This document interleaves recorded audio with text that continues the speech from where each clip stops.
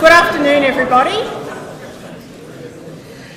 Thank you for coming here today and welcome to the National Tertiary Education Union's 7th Annual Lecture. My name's Jeannie Ray, I'm the National President of the Union, and just before I start the formal program, we are recording tonight, and so please don't do any flash photography because it'll interfere with the recording. And it was also why we will use microphones when we come to speaking, even though, as we had just noted, there's plenty of people here with big voices, but that'll be why you'll need a microphone though. Before I go any further, I want to welcome Matilda House to welcome us to country.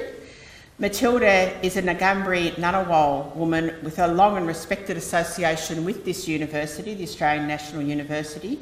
She was instrumental in establishing the Jamal Indigenous Higher Education Centre in association with the students that were on campus back in 1989. She's maintained very close connections with the centre over all this time, mentoring students during their studies and readily taking on the volunteer role of elder in residence. Matilda's ties with ANU have been an extension of her determined pursuit of social justice for Indigenous people in the wider community and around in this area, going right back to the Aboriginal Tent Embassy back in 1972. She established and is now the chair of the Ngambri Local Aboriginal Land Council and a member of many Canberra and Queanbeyan Indigenous committees and organisations. This year, ANU conferred upon Matilda House an honorary doctorate on the grounds of her outstanding contribution to Indigenous Australians and for her ongoing support of Indigenous students. In 2008, Matilda began the tradition of delivering the Welcome to Country at ANU, which she also performed at Prime Minister Kevin Rudd's apology to the stolen generations at Parliament House. It's not the first time you've done this at all, Matilda, so welcome, Dr. House, thank you.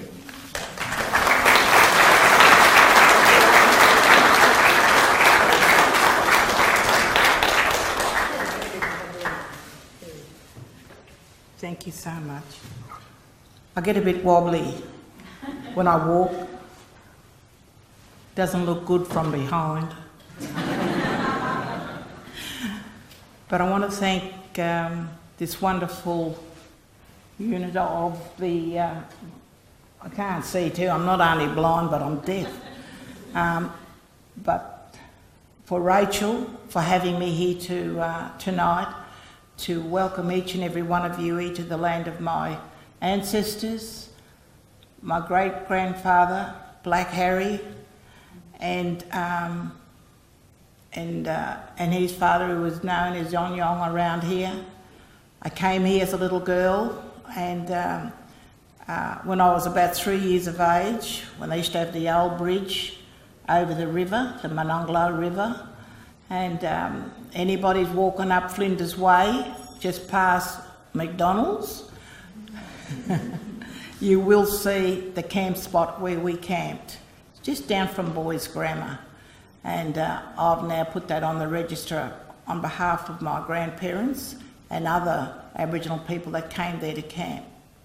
And it's just a wonderful place, and I've got splotches of little places all around here.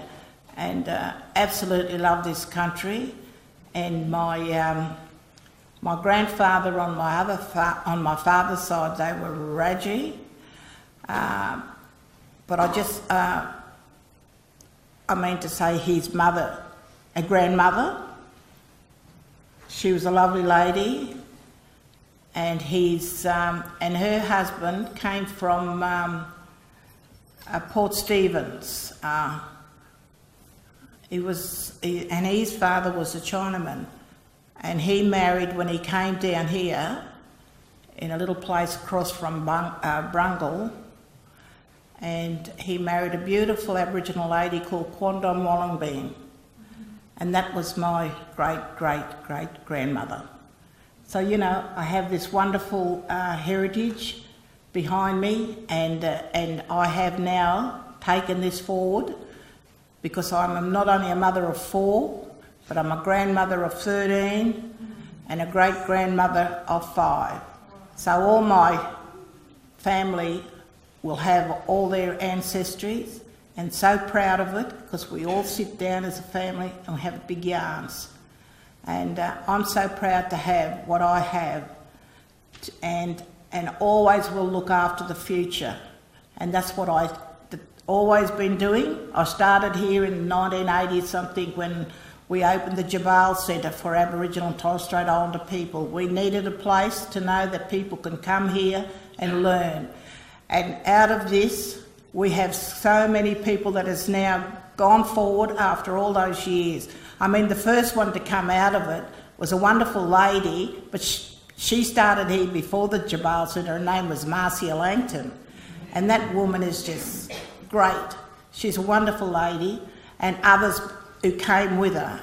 And so with the, and I'm patron of the alumni here in the ANU. So I'm always interested in moving forward in a very positive way, and always looking at the best way and for the future of anybody, black, white or brindle or whatever, to make Australia a better place.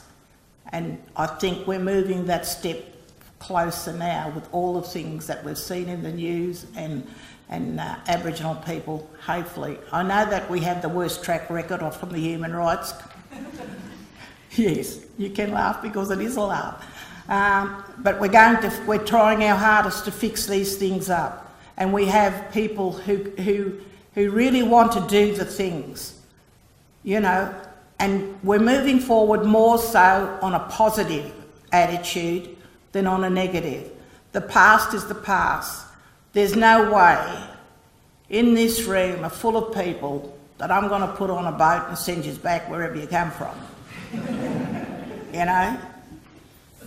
I'd have to, you know, be mad because I'm missing out on all the wonderful things that the future's going to hold with this ANU is spinning out. So thank you for having me here tonight. I've got some sorry time, and I do have to leave, but I wish you all well, and this wonderful man that's going to come up and have a yarn with you as well.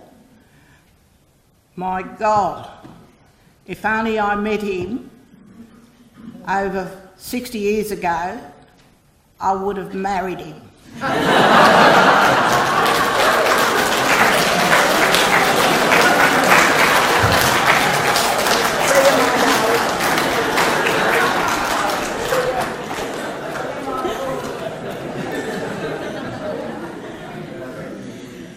Thank you very much, Dr. House, and we wish you well.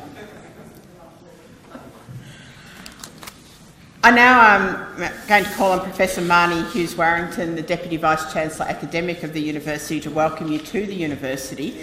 But just before I do that, I also want to acknowledge some of the people from the University and also from the Parliament that are here with us tonight. Senator Claire Moore is with us, Michael Peterson, the MLA, Zan Martin, the Director of the Jamal Centre, Professor Peter Riddell, the Dean of Aboriginal and Torres Strait Islander Leadership and Strategy at University of Canberra, Deborah Vaness, ANU Councillor and a proud long-term member and activist in their union, Ian Dudley, the University of Canberra Councillor, Dale Kleeman, University of Canberra Councillor, also a NTEU long-time activist, Sue Salthouse, the University of Canberra Councillor, Professor Dharmendra Sharma, the Chair of the Academic Board of University of Canberra, Joe Asquith, the CEO of the University of Canberra College, and Di Adams, life member of the Union and former ACT Division President.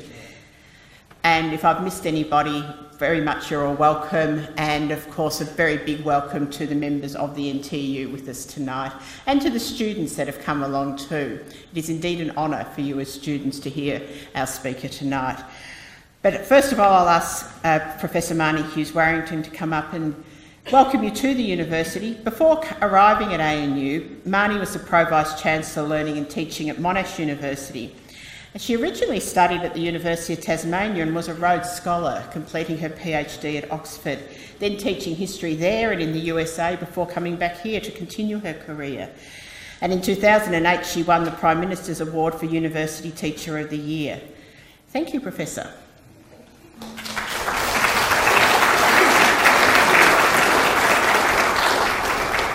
I first want to acknowledge just the generosity of Dr. House, Matilda. She's such a generous teacher, and it would be so easy for folk like Matilda not to be generous, given what has happened over tens of thousands of years. This is such a rich community, and in such recent history, for there to have been patterns of distrust, it's an incredible act of generosity for elders like her to keep her heart open to folk like us, and every time we stumble, her hands are still there. She may walk wobbly, but the mind is still absolutely steady, I can tell you. So I want to acknowledge that this is the place of the Ngunnawal and the Ngambri people. This is their place. It's a great place for a university to have been built. The creek that runs through this campus has been for tens of thousands of years a meeting place for Indigenous people. I want to acknowledge that as we scrape the concrete back from the edge of that creek, the true meaning and importance of this place for them. And I would hope that in future that we're able to acknowledge that more fully in not only the landscape, but how we teach and how we think about our connection with Indigenous Australia. I think it's important to say that in a job like mine, we have such a simple dream. Wouldn't it be nice if everybody could turn up to work and feel respected for who they are? To talk about who their partner is openly and for people to be happy about that. To talk about what they did on the weekend and for people to feel comfortable to do that. It sounds so simple, but it's not. We live in a world that has, for so long, made it difficult for people to be open about who they are. So I couldn't be more proud of this week, and in fact yesterday, for people standing up and acknowledging the right of people to love who they want to love, to be in relationships.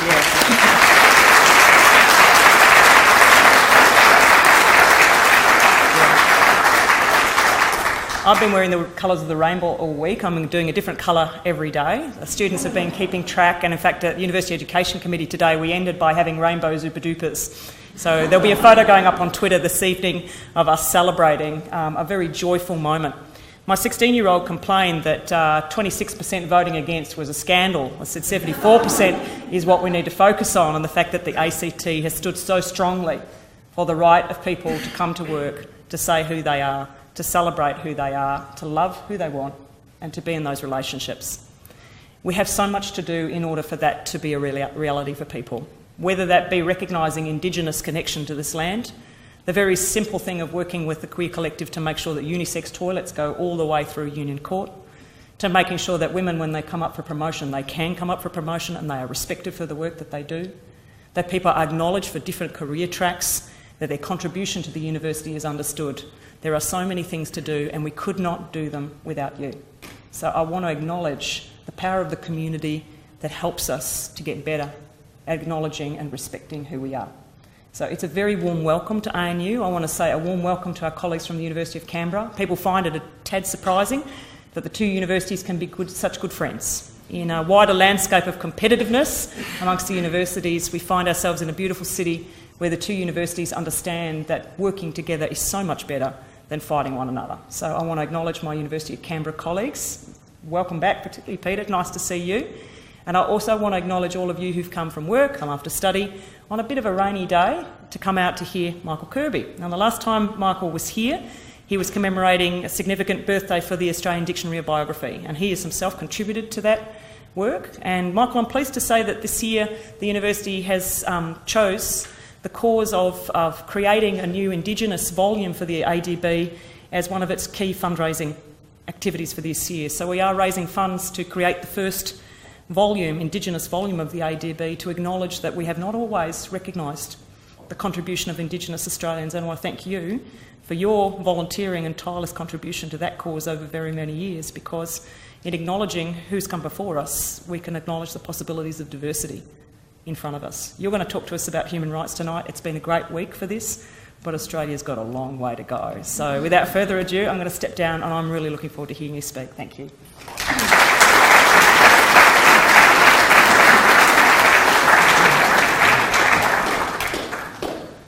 Thank you very much, Professor. This is the 7th year, as I said at the start, that we've held the NTEU Lecture, and we're particularly honoured to have the Honourable Michael Kirby as our guest lecturer tonight. The objective of the NTEU's Annual Lecture is to provide a platform for an eminent Australian to speak on contemporary issues and concerns for us in the higher education sector and indeed in the labour movement. Mr Kirby more than adequately fits this bill.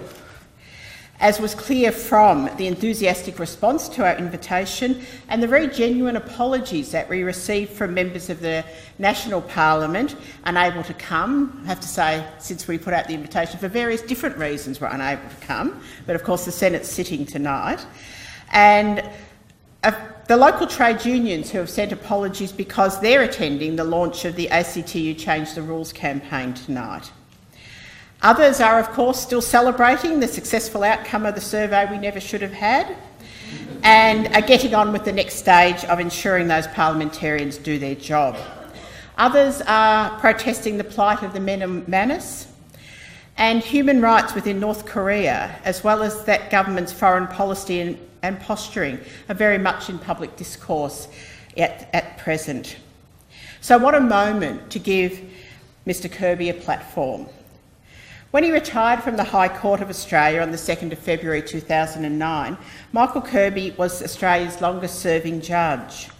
He was first appointed back in 1975 as the Deputy President of the Australian Conciliation and Arbitration Commission, and soon afterwards became the inaugural Chairman of the Australian Law Reform Commission. Later he became a judge in the Federal Court of Australia, then the President of the New South Wales Court of Appeal, and concurrently the President of the Court of Appeal of the Solomon Islands. He was appointed to the High Court of Australia in 1996 and in later years was Acting Chief Justice of Australia twice. But in addition to his judicial duties, Michael Kirby has served on 3 university governing bodies, being elected Chancellor of Macquarie University back in, I think, 84 to 93. And I note last week Macquarie has named a law building in his honour. Following his judicial retirement, Mr Kirby has been appointed Honorary Visiting Professor by 12 universities and has been awarded a number of honorary doctorates, both here in Australia and overseas. And of course he has served, as I know many of you are very well aware, on many national and international bodies. Amongst the latter have been service as a member of the World Health Organisation's Global Commission on AIDS, President of the International Committee of Jurists, the UN Special Representative for Human Rights in Cambodia, a member of the UNESCO International Bioethics Committee, member of the High Commission for Human Rights Judicial Reference Group, and as a member of the UN AIDS Reference Group on HIV and Human Rights. In 2011-2012, he served as a member of the Eminent Persons Group on the Future of the Commonwealth of Nations, and he was Commissioner of the UNDP Global Commission of HIV and the Law in 2011-12. In 2013, he was appointed the Chair of the UN Commission of Inquiry on Human Rights Violations in North Korea. And actually this year, Japan conferred upon Mr Kirby the Order of the Rising Sun Gold and Silver Star for his works on human rights in North Korea. That was a cut-down version of many of the things that Michael Kirby has been involved in and done, but I thought I'd highlight some of those pertinent to our topic tonight, and I know the interests of those of you who are here. Michael Kirby's topic tonight is the joys and tears of Australian engagement in universal human rights in the United Nations. But I think he has a few other things to say as well, so I'll hand over to Michael Kirby now. Thank you.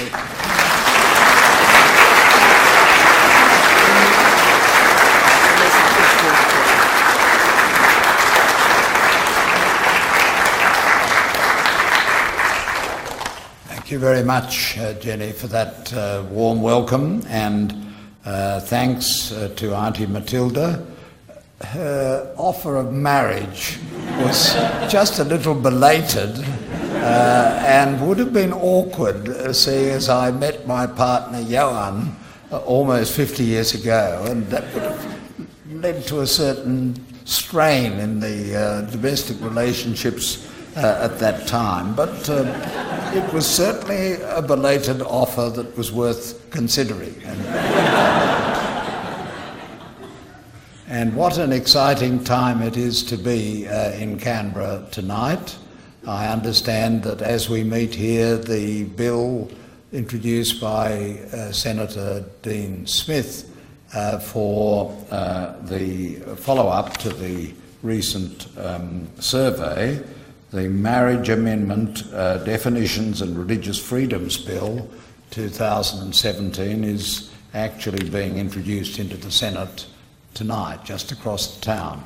So good things do happen, and good things sometimes happen out of bad things, because the survey was a very wrong thing for the federal government to impose upon a minority in our country, and I would like to come back to the events of this week and to the survey and to the steps that lie ahead of us later in this talk, because I suspect that there will be joys when there may be tears, but whatever happens, we will be ready for it.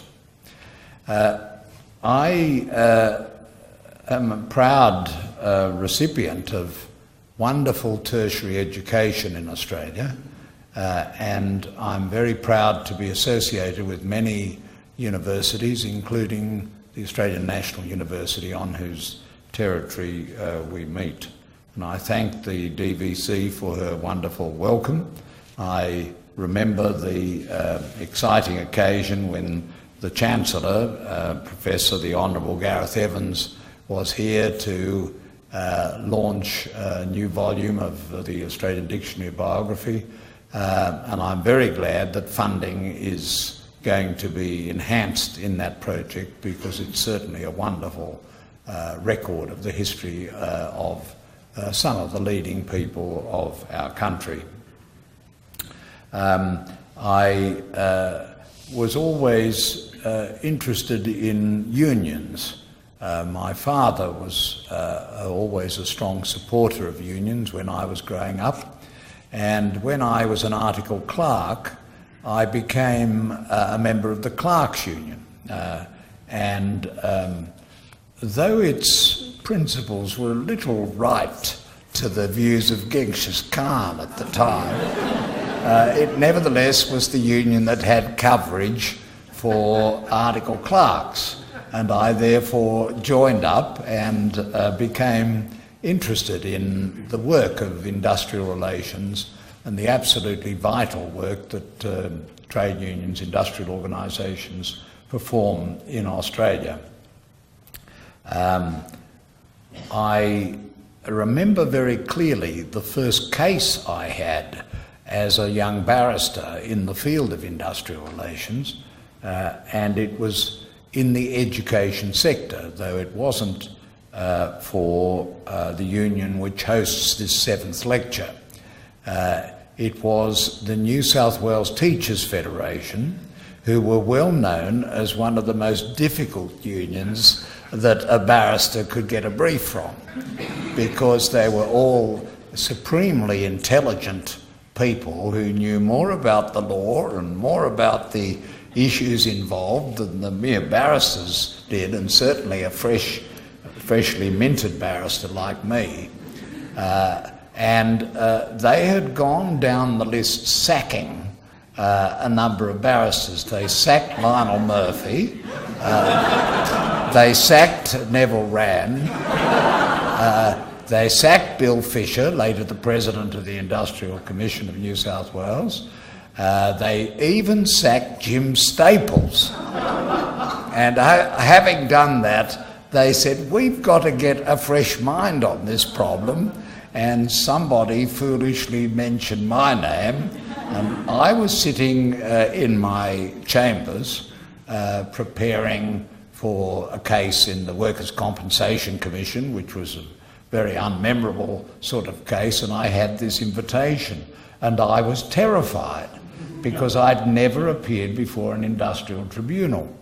But a young Michael Sweeney, who later became a judge of the Industrial Commission of New South Wales, and I think he had a reserve commission as an associate deputy president of the Australian Conciliation and Arbitration Commission.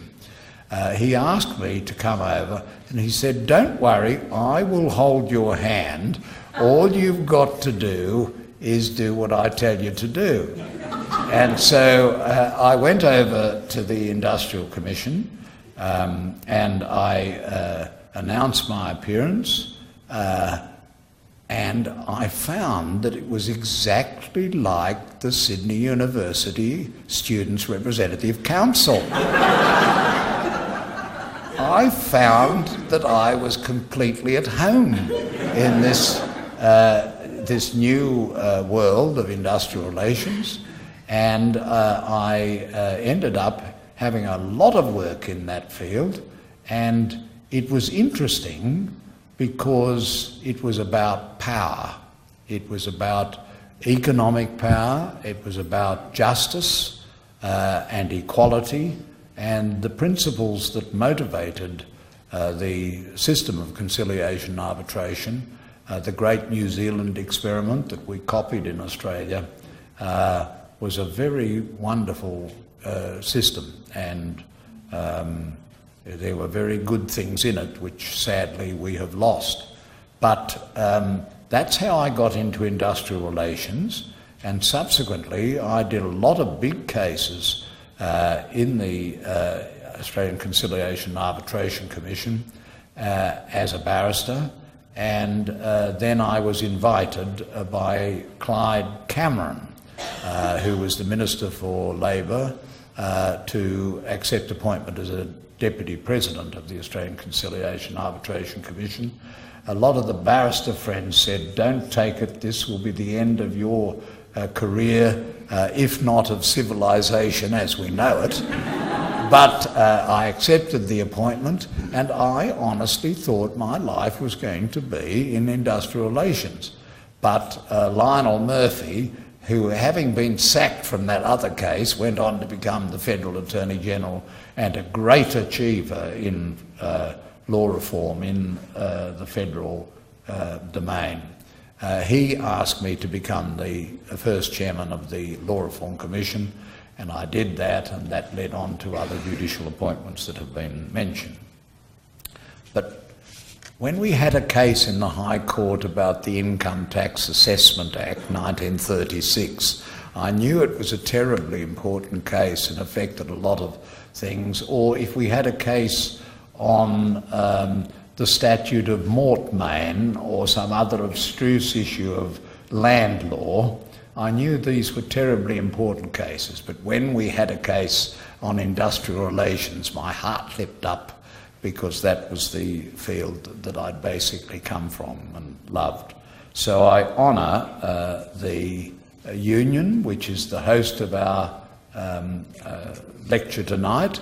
I'm proud to be given this opportunity to say a few things, and I'm going to speak about the subject of international human rights, but then I'm going to hone in on a few issues that have arisen in our own country in recent weeks in relation to the same-sex marriage survey, and I'm going to do that having freshly come, indeed this morning, flown in from a meeting in Bangkok, Thailand, supported by the United Nations on the issues of LGBTIQ rights in Asia, because although we have made a little progress in the announcement yesterday of the outcome of the survey, there is an awful lot to be achieved in Asia and the Pacific,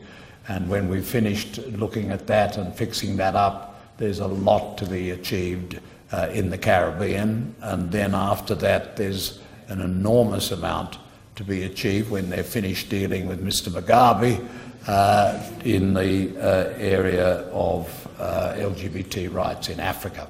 So what we are doing in Australia has to be seen as a kind of local context for what is happening in the world, and it's a context in which happily the United Nations and the human rights bodies of the United Nations have begun to get involved. So that will be an element in my talk which I wasn't intending to give you, but you can look on it as a kind of bonus, which is brought on by the horrible survey and by the outcome, which will certainly demand of our politicians that they get to and produce legislation quickly.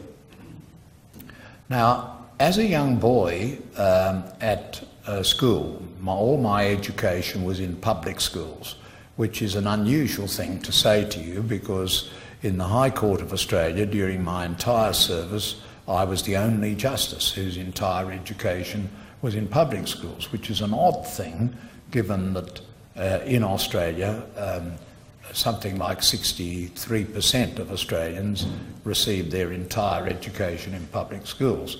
Justice Kiefel came towards the end of my service on the High Court, and like me, her entire education was in public schools, but we were the exceptions. Most of the justices of the court have been and still are educated in private and religious schools. And I sometimes wonder whether the fact that I saw things in a different way was affected by the values and the highly democratic circumstances in which my education was received in public schools in New South Wales. But in one such school, the Summerhill Opportunity School, I remember a day coming in 1949, and it was early in 1949, and I was in 6th class, and I was in an OC class, which are the specialist classes for children who are selected from the regional group to come and to a so-called opportunity school. And my teacher, Mr. Redmond, produced a little document, and the document was the Universal Declaration of Human Rights. That document recorded the decision of the General Assembly of the United Nations on the 10th of December in the preceding year, 1948. And that meeting of the General Assembly in its third session was chaired by Dr. H.V. Evatt, the delegate for Australia, who was the only President of the General Assembly from Australia that we've had, and who was another very great Australian who had been a Justice of the High Court of Australia until during the war he transferred into politics and became our Foreign Minister, Attorney General, much else besides, and the President of the General Assembly. The General Assembly met on that occasion in Paris, and the General Assembly adopted the report of a committee which had been chaired by Eleanor Roosevelt. Eleanor Roosevelt, of course, was the widow of FDR. And by another of these chances in life, I didn't actually meet Eleanor. I was a boy in the local kindergarten, and she motored by on Concord Road on her way to the Uralla Repatriation General Hospital, which was largely funded by the United States of America for wounded GIs. They would be brought to Sydney and they'd be treated in that hospital. And she went by, and I can still remember her going by and the fuss that was made of her, and we all had to wave flags and sat on the footpath. And so I saw this great lady go by, and later I learned that she had chaired the committee that drafted the Universal Declaration of Human Rights. And later still I was to meet a Canadian, John Humphrey, a professor at McGill University, who had actually written the first drafts of the provisions of the Universal Declaration of Human Rights. Canada issued a stamp with John Humphrey's writing of the first article on the first draft of the Universal Declaration of Human Rights. All men, it was written in the language of those times, all men are born free and equal in dignity and rights. That's the beginning. It's a wonderful and very readable statement of basic principles of human rights.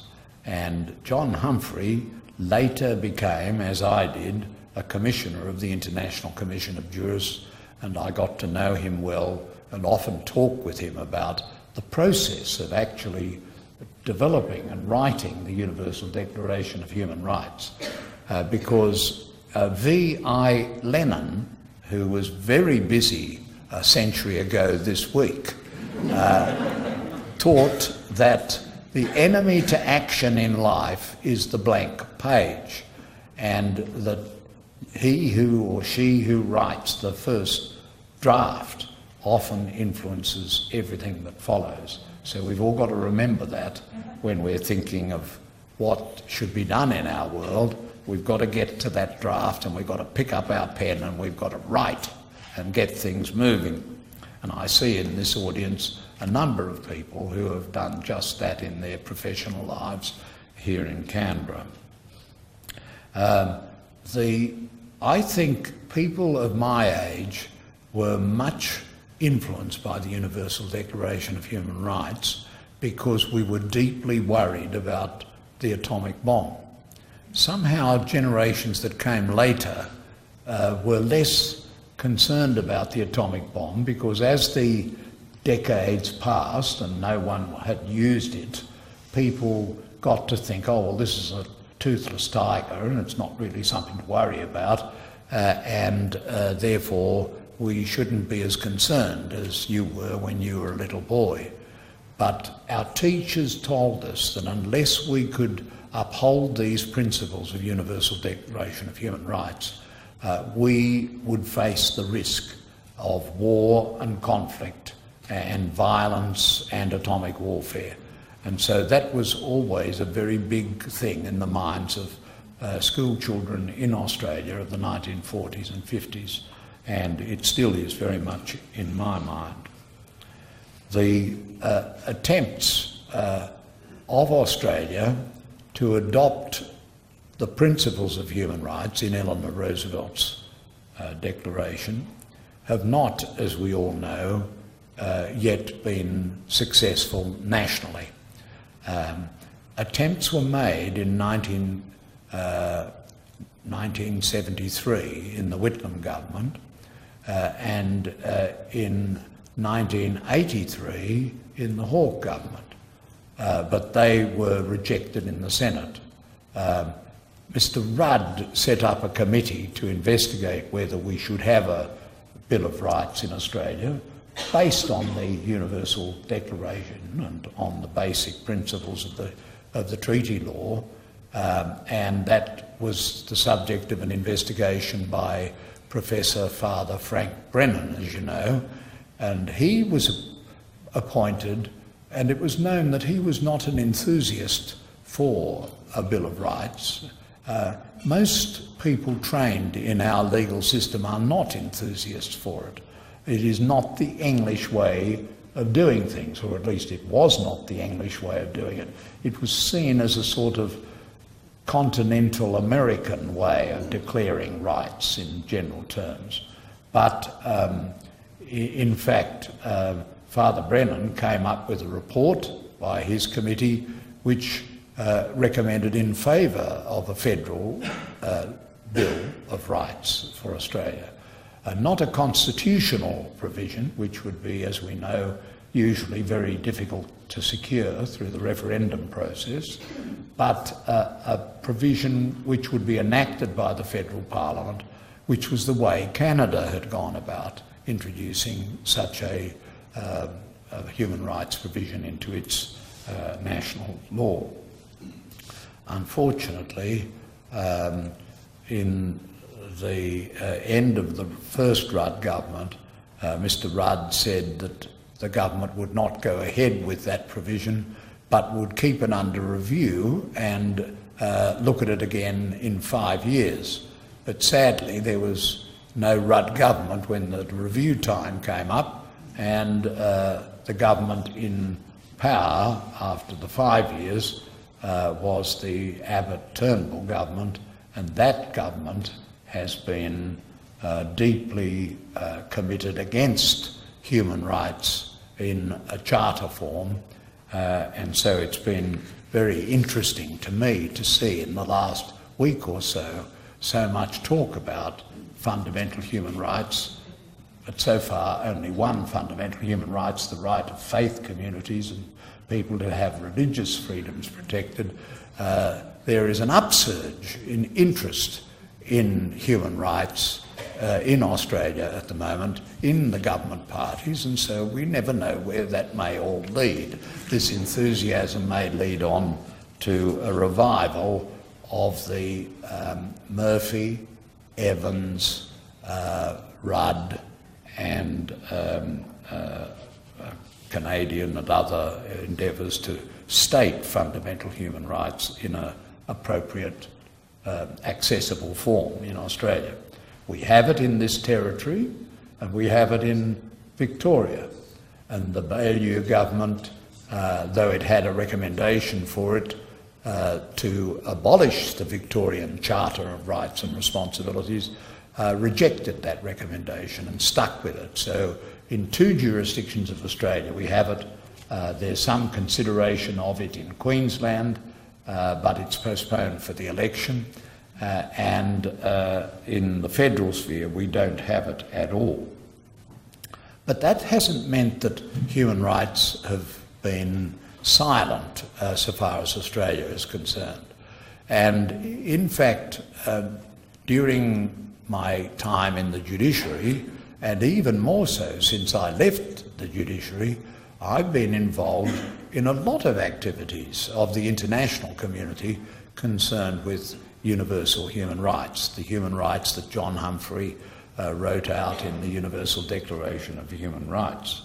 And the activities, you've heard them mentioned, the activities have included the work of the Global Commission on AIDS, which was set up under a wonderful international civil servant, Jonathan Mann, who insisted that we should, unusually for an epidemic, protect human rights during the epidemic, because that was the best way to get into the minds of people who are at risk of acquiring HIV, and that was all we had for the first 10 years of the epidemic, from 1984 to about 1994 when the antiretrovirals came along.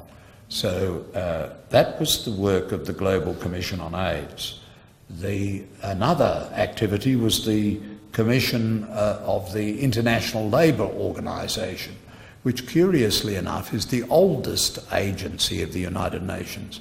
The ILO was actually established by the Treaty of Versailles, the treaty which caused so much trouble that led to the Second World War. But the ILO has a Commission on Freedom of Association, and I was appointed to that commission at the time that the Mandela government was about to come into power in South Africa. And we were sent to South Africa to investigate the de Klerk legislation on labour law, and we came up with a report which basically was founded very much on my own experience as a Deputy President of the Arbitration Commission. And so we sold the idea to South Africa and to Mr. Mandela, who undertook that he would introduce the legislation. And so if we want to see a version of the Australian labour law still in power, still in force, you can have a look at the labour law of South Africa, because that was recommended by the United Nations and was adopted in that country on the brink of the change of regime. When UNAIDS was established, I was involved in a lot of activity in that body to try to establish the principles that should be followed by nation states in responding to the AIDS epidemic. And it was really an excellent example of how the international community can help states Australia could probably muddle its way through with the expertise we have available, but sharing our expertise, and in particular sharing the enlightened expertise which we adopted in Australia on AIDS during the Hawke government as a result of the initiatives of Neil Blewett, the Minister for Health, and Peter Bone, the Shadow Minister of Health. Those initiatives have been copied in a number of countries and have had good consequences because they followed the basic rule that Jonathan Mann taught. In order to get into the minds of people to change their behaviour, and in particular to change their sexual behaviour, you have to win their confidence, and you have to speak directly to them and to their hearts and into their minds, and this is what UN AIDS principles have done. Cambodia was a very difficult challenge, and I was appointed to be Special Representative of Secretary-General Boutros Boutros-Ghali. The Prime Minister of Cambodia at the time was Prince Ranariddh, a son of the King of Cambodia, King Sihanouk. King Sihanouk was actually very supportive of the work of the United Nations on upholding human rights in Cambodia, but there was less support from Prince Ranariddh and even less support from the second Prime Minister, Hun Sen, who, remarkably enough, is still the Prime Minister of Cambodia. I think he's the longest serving head of government in the world. There were many tears in Cambodia because just about a third of the population had lost family members to the terrible genocide which preceded the United Nations UNTAC intervention and the establishment of the Office of Human Rights in Phnom Penh. Dealing with the people who'd lived through the affronts to human rights that happened in Cambodia was a lesson to me of realism in international human rights. I would ask them, did you know when these things were happening that these were offending against your fundamental rights as a human being? And they would look at me with amazement that I would even ask such a naive question. They didn't know what John Humphrey's Universal Declaration said, but they knew that what was being done to them by the Khmer Rouge was brutal, cruel, tyrannous, and genocidal, as it was. More recently, I've become involved in other activities, one of which has led me back to acquaintance with the atomic bomb. This, of course, is the work as chair of the Commission of Inquiry in North Korea. That inquiry was conducted in a way that was different from most UN commissions of inquiry. It was set up by the Human Rights Council of the United Nations, and we were given a broad mandate to examine and report on human rights. Of course, North Korea didn't cooperate in the slightest, but the report of the Commission was based very substantially on the public hearings which we conducted and which brought people forward to give their testimony. We checked whether it would be safe for them. We checked whether they had families still living in Cambodia, and in some cases we had to take disguise and other precautions. But basically we thought it was important in dealing with a country that was not cooperating at all to be as transparent as possible, to let them come and speak to us, to record their statements, to film their statements, to have a transcript of their statements, and thereby to let the world judge the authenticity and veracity of what they were saying to the Commission of Inquiry. I sat in Seoul, in Tokyo, in London, in Washington and in Geneva on these public hearings. And on a number of occasions, I confess that I was moved to tears just listening to what was told to us by the witnesses who had been oppressed in North Korea. These are people who had mostly escaped in the north, across the rivers during the winter period when the rivers froze. They could flee by getting across the ice into China and then getting onto an escape line and getting out, hopefully, into South Korea, where they have a constitutional right to citizenship. And so that's what these people had done. There were, when we conducted our inquiry, about 28,000. It's now about 30 or 31,000 people who have fled from North Korea into South Korea, often taking huge risks. You may have seen that this week a person fled across the demilitarised zone, which is probably the most heavily mined and guarded zone in the world. But such was his desire to escape. He took the risk and he was shot at and successfully 5 times, and he's in a hospital in Seoul, but that was the impetus he had to get out.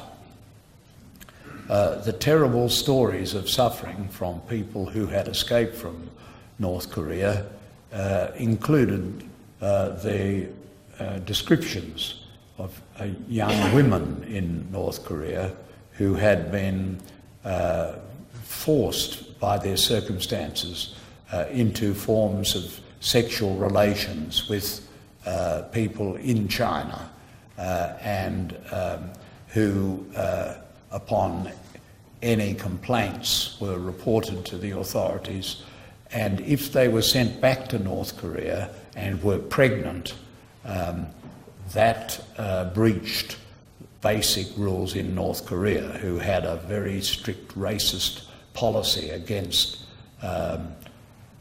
babies who had been conceived of a Korean mother and a Chinese father. And a number of the witnesses told of how they had been forced to drown their babies when they brought them to the border. And this was one of the terrible things that happens in China and is a breach of international human rights law.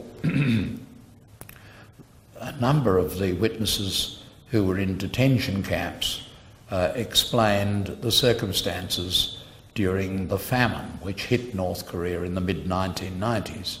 And during that time, very large numbers of North Korean citizens perished from starvation.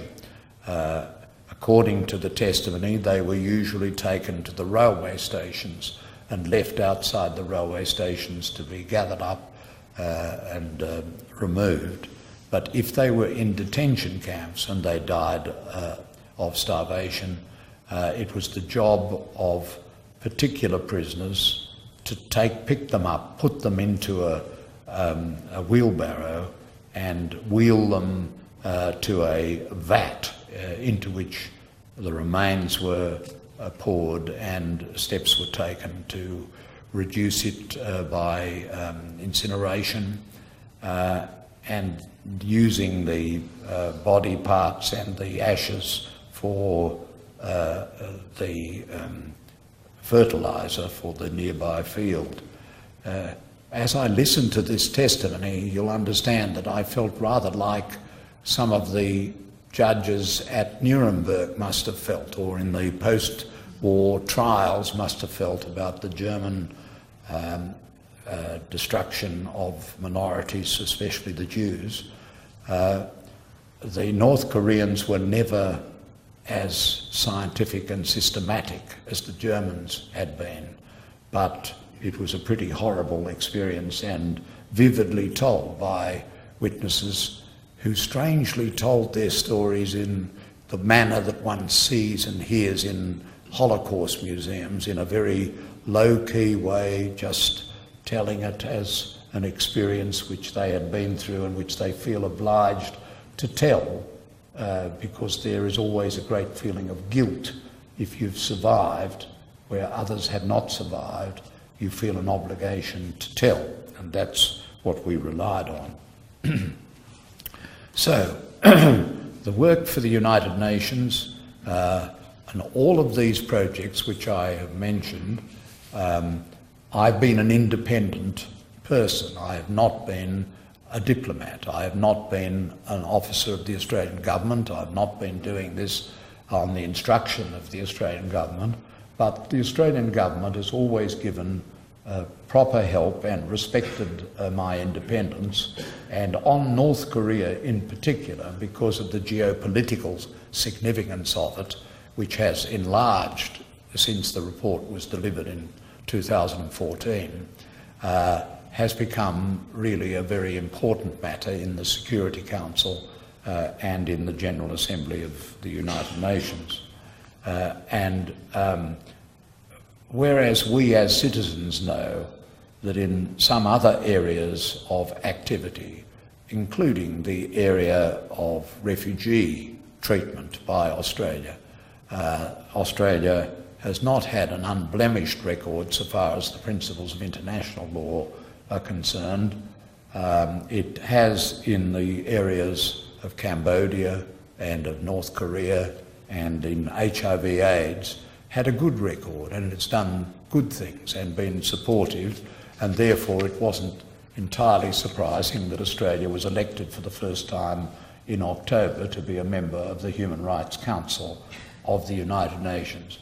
We as citizens know that in the matter of human rights, Australia is generally a human rights respecting country, and its laws and its political parties and its political system and its institutions generally will uphold fundamental human rights. But we have a few blemishes, and I've been very glad to see that the National Tertiary Education Union has singled out the blemishes which are the blemishes that I would identify, with one addition. The one addition I would add is we've all got to get more interested again in nuclear weapons, and with the ban treaty, that is to say the new treaty for the banning of the possession, use and threat of use of nuclear weapons, which 123 countries of the United Nations in June and July of this year turned up to support, but which Australia absented itself from, saying that on the matter of the nuclear umbrella we were joined at the hip with the United States of America. Well, I think being joined at the hip with the United States may be a little bit closer than I would like to be in the matter of nuclear weapons, and with a 2 a.m. tweeting president. Anyway, the Union has put on its list Aboriginal and Torres Strait Islander, women and gender equity, asylum seeker and refugee rights, climate action and justice, non-tolerance of racism and discrimination, and accessible public good education globally. It's a pretty good list, isn't it? Don't you think it's a good list of important issues, important for us in Australia and important internationally? And I congratulate the Union. I asked whether there was any pushback from that list, because of course every one of those issues is, in the minds of some people, controversial. Though I think on most of the issues on that list there wouldn't be all that much controversy, that we need to do a lot of things for Aboriginal and Torres Strait Islanders. We have to acknowledge them, but we also have to do something about it. And what happened on the provision of the report from the high-level council, which was appointed by the present government to report, and they reported that there should be some means of report by the Aboriginal people straight into the federal parliament. That was dismissed out of hand immediately, without national consultation or debate. It was just rejected.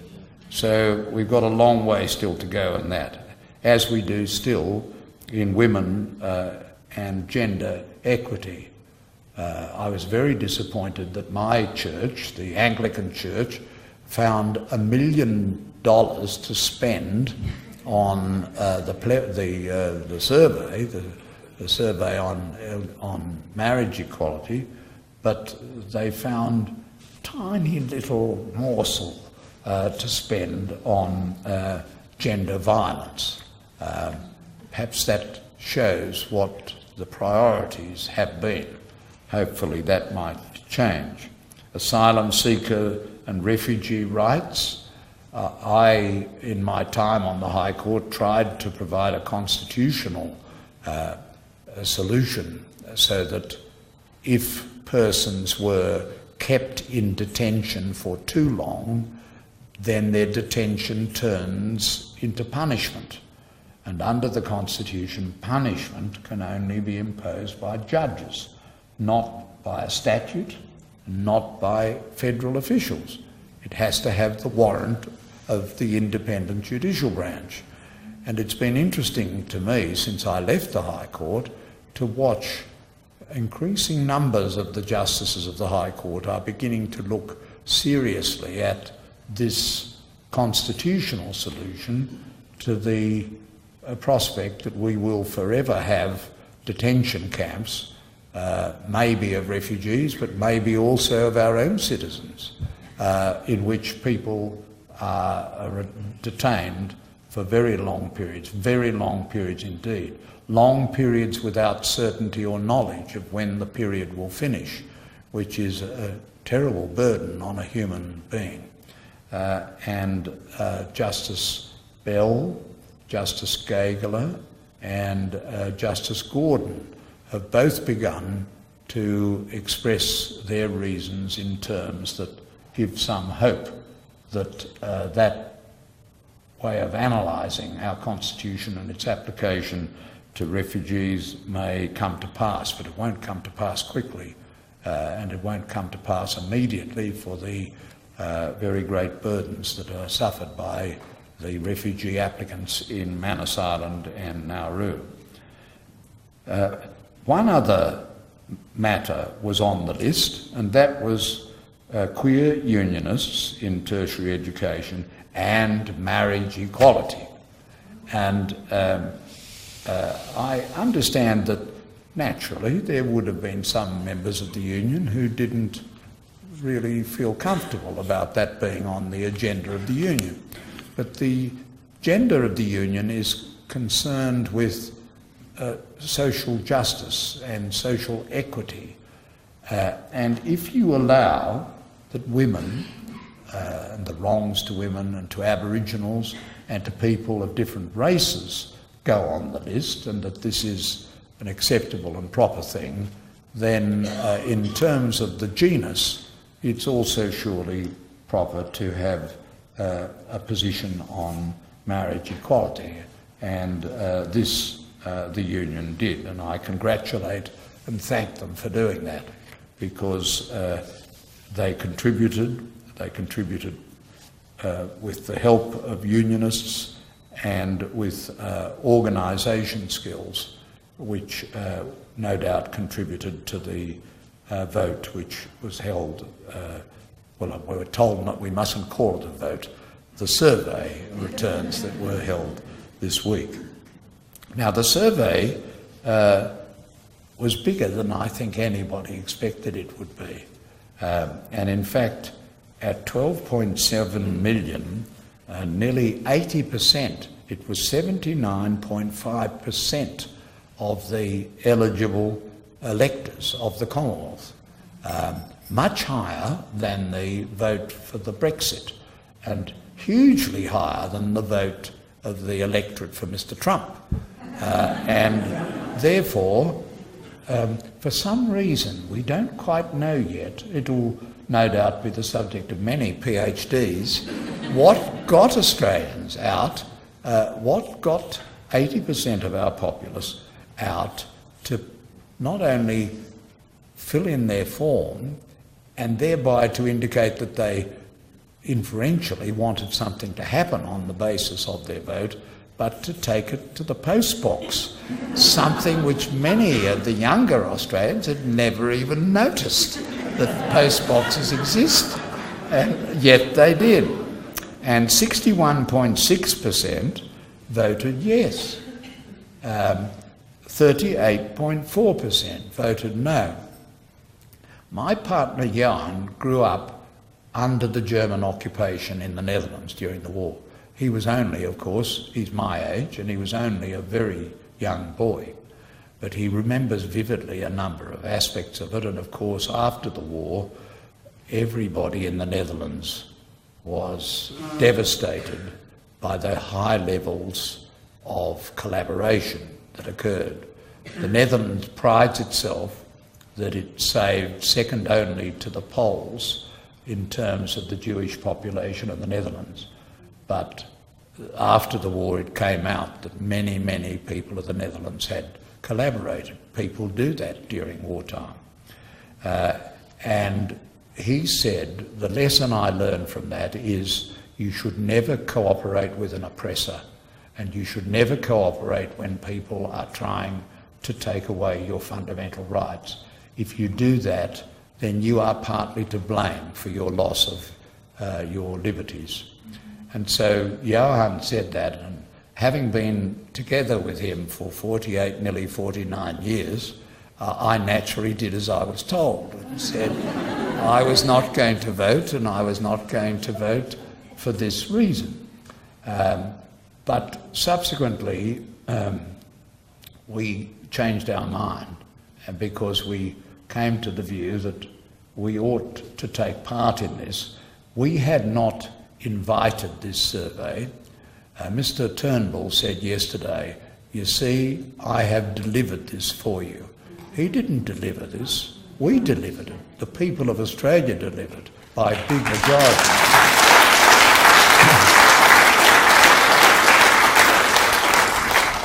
With all respect to Mr. Turnbull, who is a good man and who is basically, I think, a supporter of LGBTIQ rights, he delivered the survey. He tried to deliver a plebiscite, and a plebiscite is something we hadn't done for 100 years on a matter of substance, and then it failed, and it takes out of the Parliament the entitlement and obligation to decide matters in our representative democracy, as our constitution envisages. But that having been defeated, not once but twice by the Senate, they then pressed on with the survey. And so what was done, fellow citizens, was not done with a view to joining in the celebrations that came about yesterday. It was done by people who wanted to stop that evil day happening. And therefore what was delivered to us was a popular vote, a vote by some of a majority on the human rights of a minority. And you don't, in a properly functioning democracy, submit fundamental civil rights to a vote of the people. You submit it to the vote of the members of Parliament, who have to debate it in a chamber where they have to moderate their language somewhat, where they have to speak at each other and talk to each other. And that's why I think our federal Parliament and our Senate were right to defeat the plebiscite. But notwithstanding that, they pressed on with the postal survey, and now they have the result. The interesting figure, which I was actually told and reminded of by Jenny, is that of the 150 members of electorates of the federal parliament, 133 voted yes. 133 out of 150. Now, we've seen an awful lot in our newspapers in recent and in the media generally about the dysfunctional nature of our parliament and the fact that members of parliament, knowing full well and being briefed by their party officials that they had to do certain things if there was any question of allegiance to a foreign power, but they hadn't done it, and so many of them, including the Deputy Prime Minister of the country, are losing office and being required to resign. But that's one way in which we can judge the present Parliament of the Commonwealth of Australia. But the other way we can judge it is by looking at what the electorates said. Many of the members of Parliament who opposed the same-sex marriage said they wouldn't do it without the approval of their electors. Well, the usual way you get the approval is by debating it and then getting elected. But now we know that 133 of the 150 electorates favoured it. So who were they talking to? Who were they speaking to in their electorates? Were they just speaking to themselves? Were they speaking to that very small number of Australians who are members of political parties? It's a tiny number of members of political parties, unfortunately, and I think they were just speaking to those of a like mind. But now we know that 133 voted yes and only 17 voted no. And it's a very big vote in favour of equality, and I think that is some good that's come out of a shabby story. I think the churches are going to lose quite a lot of credibility over their position over the survey. I didn't know this because I never get out of my office, but I was invited by the University of Wollongong to go to Wollongong, and so I drove down from Sydney to Wollongong, and I went past so many Catholic churches with big banners up saying it's okay to vote no. And Archbishop Anthony Fisher of Sydney gave a homily in the midst of the election informing his parishioners that they should take into account the position of the Catholic Church on marriage being between a man and a woman. And my own Anglicans, who generally are a bit more temperate about these things, in Sydney found $1 million, though they're always complaining of losing money on their investments. They found $1 million for the No campaign.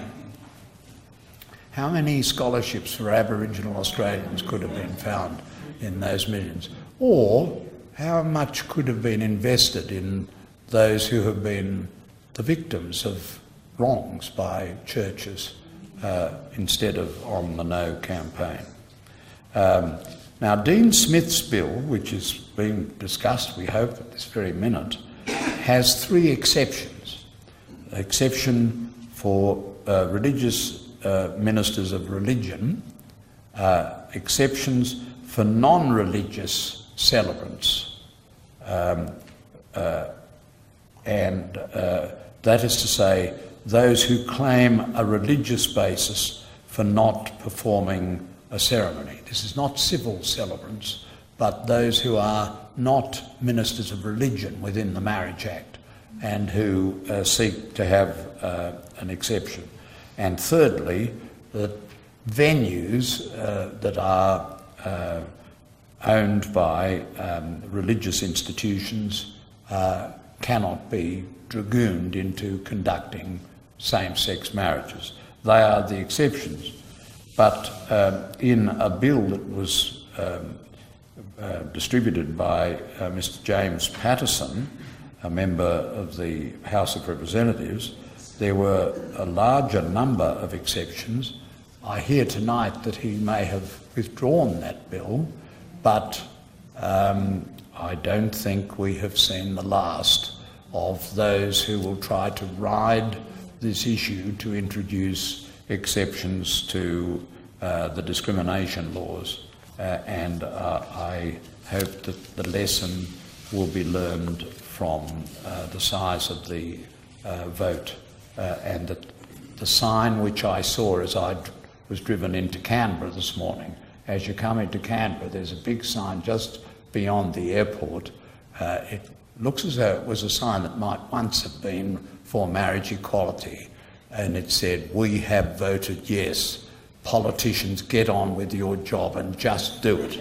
And it's got a very vivid image in it, and I think that's a message which is well made. There's one other message that ought to be made, and that is concerning safe schools. There are obsessive campaigns against safe schools, but it is an important thing, if you're an LGBTIQ person in a school, to have somebody speaking to you about sexuality sometime that speaks to you and isn't speaking about things that other people do. And there are those who say, oh, parents should control that. I'm not so sure that parents should control that. I would think that in an educational institution there is an obligation on the part of the institution to do it. But I found when I went to Western Australia, in Western Australia, of 150 high schools, only 3 high schools that are not public high schools have safe school programs. So, the world is changing. The United Nations has come a long way since Eleanor Roosevelt swept by in my suburb in Sydney. The Universal Declaration of Human Rights does many good things, and Australia does many good things in the Human Rights Council, and I'm glad that Australia has been elected, because that will not only mean that we will be judging it, but countries overseas will be judging us and seeing what we are doing there and what we are doing elsewhere, and whether we are worthy to be a member of the Human Rights Council. I believe that the union, the National Tertiary Education Union, is to be congratulated for its support of the marriage equality campaign, but also of the other public goods that they proclaim as being essential to equality and in the best traditions of the union movement. And I think we as Australian citizens can take satisfaction that what was intended to be a manoeuvre to defeat marriage equality didn't work.